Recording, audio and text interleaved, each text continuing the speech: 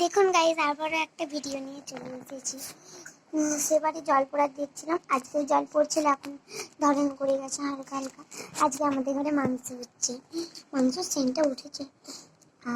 আমরা কষা মাংস দিদি আমাকে আবার গাইজ আমি আর ভাই শাড়ি পরে, আমি শাড়ি পরেছি, আমার ভাইকে আমি সাজিয়েছি, ও পালিয়ে গেছে। ভাই আয়, বাইরে চলে গেছে।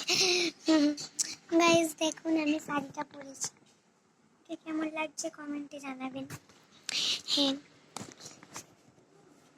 তিশা বলেছে যে দিদি তুমি সবসময় জলের ভিডিও বানাও।